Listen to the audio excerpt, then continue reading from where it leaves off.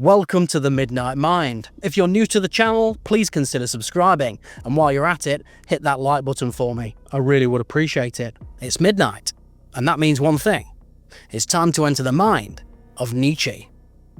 Have you ever noticed how the moments you wish you could erase from your life are the very moments that shaped you the most? You carry scars you didn't choose, burdens you didn't ask for, and yet something within you has been strengthened by them. This episode is not about suffering for its own sake. It is about understanding the strange, almost alchemical transformation that hardship triggers inside the human mind. You're not merely someone who endures adversity. You're someone who is quietly shapen by it. Seneca once wrote, "Fire tests gold, and adversity tests the brave." This wasn't poetic decoration for him, it was a law of human nature. He believed that obstacles are not detours, but the very terrain through which character is built. Nietzsche later echoed this truth in his own severe way, insisting that strength is not inherited, but forged. These thinkers didn't glorify pain. They understood something far more compelling, that the psyche expands under pressure, and that every hardship carries within it the potential for self-overcoming. When you look back at your own life, you can trace the outline of this hidden process. You remember the heartbreak that forced you to see people more clearly. You remember the failure that shattered your illusions about talent and made you disciplined. You remember the betrayal that taught you the uncomfortable art of boundaries. Hardship has always acted like a sculptor, chiseling away the parts of you that were naive, complacent, or uncommitted. It never asked for your permission. It simply arrived, carved, and left you a different person than before. Seneca understood this sculpting process better than most. Living under the unstable tyranny of Nero, he learned that the world doesn't wait for you to feel ready. Challenge strikes at random, without fairness and without explanation. His response was not despair, but preparation. He believed the wise person trains for difficulty before it arrives, cultivating an inner fortress rather than relying on external stability. This mindset turns hardship from a calamity into a proving ground. It becomes the place where your inner resources, long hidden, are summoned into action. Nietzsche pushed this idea further. For him, adversity was not merely a test, but the birthplace of authenticity. He argued that each person carries within them a deeper self, a reservoir of potential, and that the pressures of life force this potential upward. Without strain, the deeper self stays dormant. Without friction, strength remains theoretical. Nietzsche believed that struggle awakens a primal creativity, the kind that compels a person to redefine themselves. Under hardship, you don't simply return to who you were, you become someone you could not have anticipated. Think about the times you were stretched so far that the old version of you simply collapsed. These were not moments of destruction, they were moments of emergence. Hardship demands answers, it demands decisions, it demands evolution. When everything feels like it's slipping out of control, you're forced to build control from within.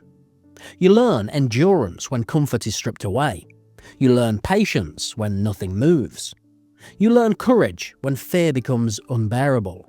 The mind grows roots during the storms it cannot escape, not during the days of easy weather. Seneca warned that comfort is a subtle thief. It steals resilience without you noticing.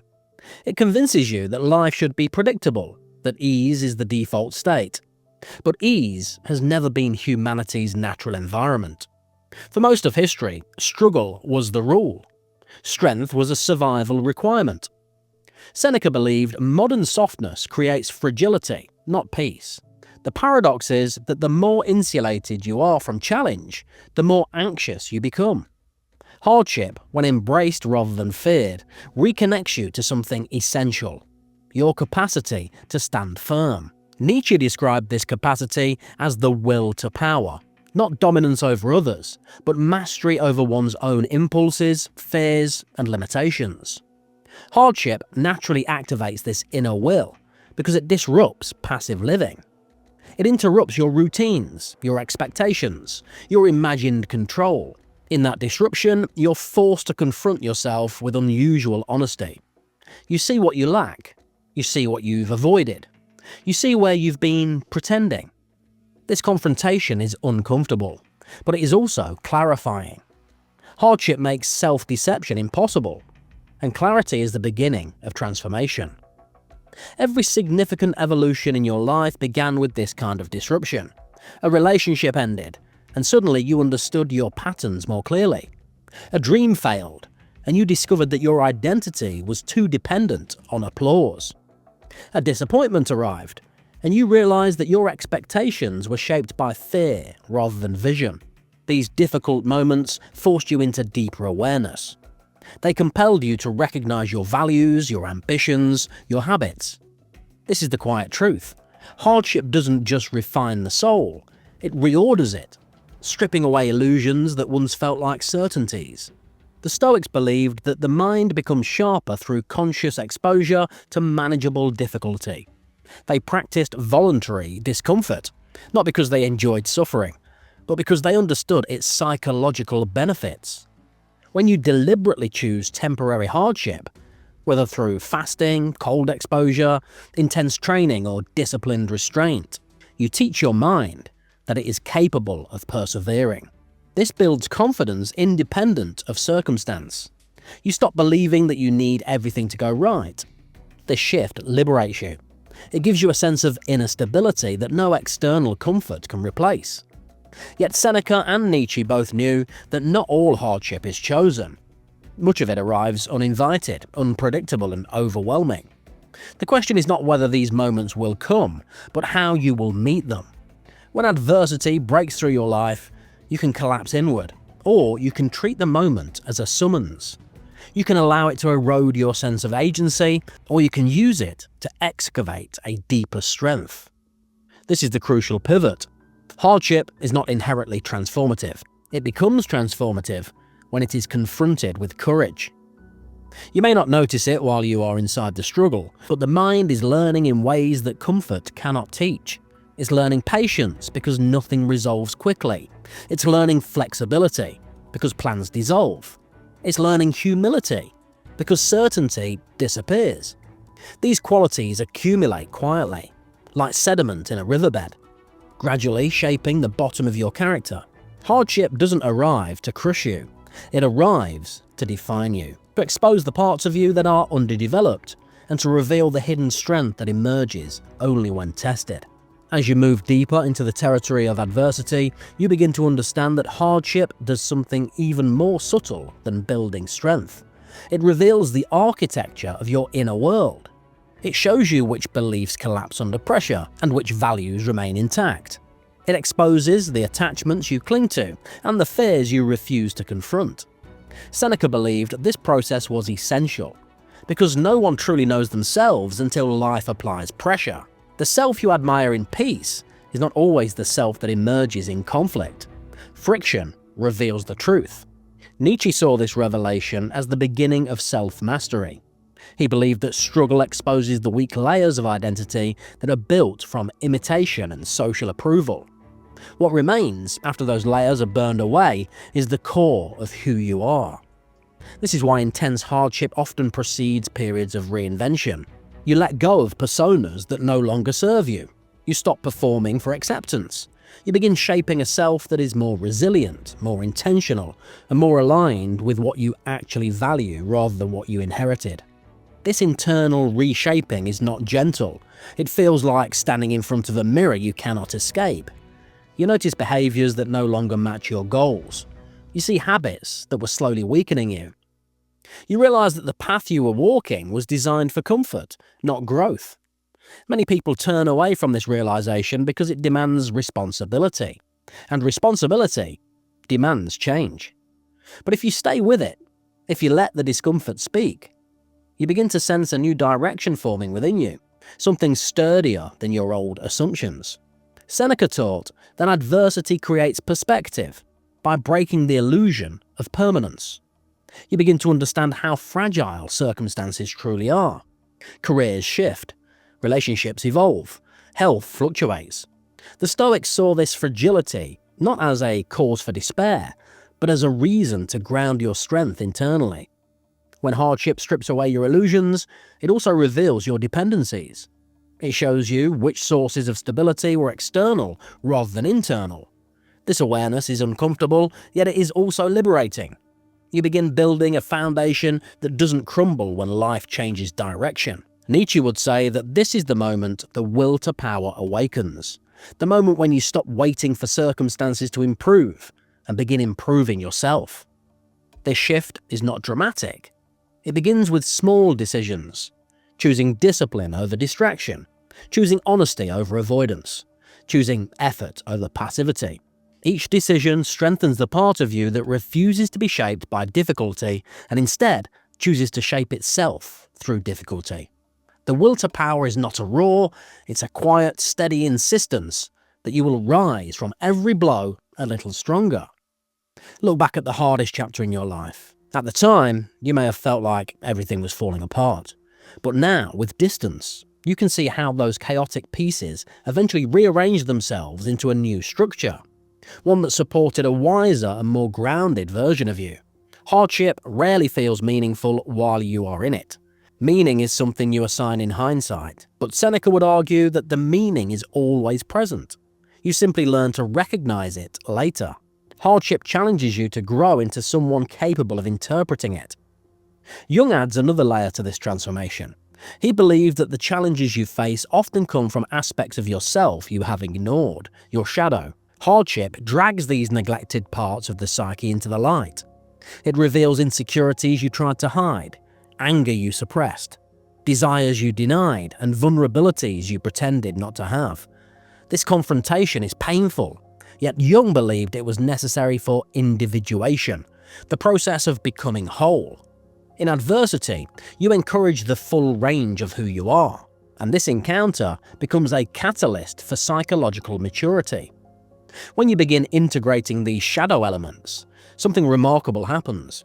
You stop fearing your own complexity. You stop running from discomfort.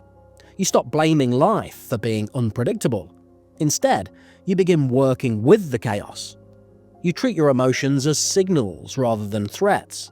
You reinterpret setbacks as lessons rather than punishments. This inner stability is what Seneca called tranquility of mind, a calmness that doesn't depend on perfect conditions. It's the quiet confidence that you can endure what comes and shape something meaningful from it. With this new grounding, adversity stops feeling like an attack and begins feeling like a training ground. You recognize challenges as opportunities to sharpen skills you didn't know you needed. Patience becomes a discipline rather than a burden. Resilience becomes a practiced stance rather than a desperate reaction. Nietzsche believed that the strongest individuals are not those who avoid hardship, but those who use hardship as a material, raw clay for the creation of character. Each challenge becomes a tool, each setback a lesson, each frustration a reminder that growth emerges from the tension between who you were and who you are becoming. The more you learn to harness adversity, the less power it has over you. Fear begins to soften, anxiety begins to loosen its grip. Even uncertainty becomes less intimidating because you have evidence, real lived evidence, that you have survived difficulty before. This is the quiet transformation most people overlook. Hardship doesn't just redefine the soul, it expands your sense of what is possible. It shows you that you can carry far more weight than you once believed. It reveals that your limits were psychological, not absolute. Seneca often reminded his students that the goal of philosophy was not comfort, but freedom. Freedom of fear, freedom of dependency, freedom from the belief that life must be easy to be meaningful. When you embrace this mindset, you stop negotiating with adversity and start working with it. You begin to see hardship as part of the rhythm of existence, not an interruption of it. This shift changes how you walk through the world. You become less reactive and more deliberate, less fragile and more grounded, less at the mercy of circumstances and more in command of yourself. Nietzsche would call this the beginning of self-overcoming, the point at which you cease being a passive recipient of life and start becoming an active creator of it. You take the raw material of your experiences, including the painful ones, and turn them into direction, structure, and meaning. You begin shaping a life that reflects intention rather than accident. This is not the elimination of adversity, it is the transcendence of it. You still feel pain, but it no longer defines you. You still encounter struggle, but it no longer diminishes you. Instead, it strengthens your resolve. As this inner evolution continues, something unexpected emerges. Gratitude. Not gratitude for suffering itself, but gratitude for what suffering revealed. Gratitude for the resilience you discovered, the clarity you gained, the courage you developed. Gratitude for the person you became when everything felt impossible. This is the deepest transformation hardship offers. It grants you a kind of inner dignity, a quiet pride that comes from knowing you faced difficulty and carved strength out of it. You become someone fortified from within, polished by friction rather than broken by it. And now you stand on the other side of everything you once feared. You're not untouchable, but you are unshaken. You're not immune to pain, but you are no longer defined by it. You carry the lessons of Seneca, Nietzsche, and Jung not as abstract philosophy, but as lived truth. The world will continue to test you. It will continue to challenge you. But you no longer meet hardship as a victim. You meet it as a participant in your own becoming, as someone who understands that adversity is not the enemy, but the forge. So remember this next time life tightens around you, the next time the path narrows, the next time the world seems determined to grind you down. Hardship is not a verdict. It's an invitation. It calls you to rise, to adapt, to claim your inner strength with unwavering intention. You're being shaped in ways you cannot yet see. You are being refined. You are being prepared. Seneca was right. The fire tests the gold. And Nietzsche was right. The stronger self is always waiting on the other side of struggle. In the end, the truth is simple and stark. The world will not stop challenging you. Life will not soften its edges. But you have a choice about how you meet that reality. You can shrink from it, or you can grow through it. You can be crushed by friction, or you can be polished by it. This is the final freedom, your freedom. The herd retreats from hardship. The untested collapse under it. But you're capable of something far greater. Strength, clarity, resilience, and purpose are born in the flames you dare to endure. Thanks for joining me for this episode of The Midnight Mind. If you've enjoyed the video, please hit the like button for me. I really would appreciate it. And if you haven't already, please subscribe to the channel. And I'll see you guys next time.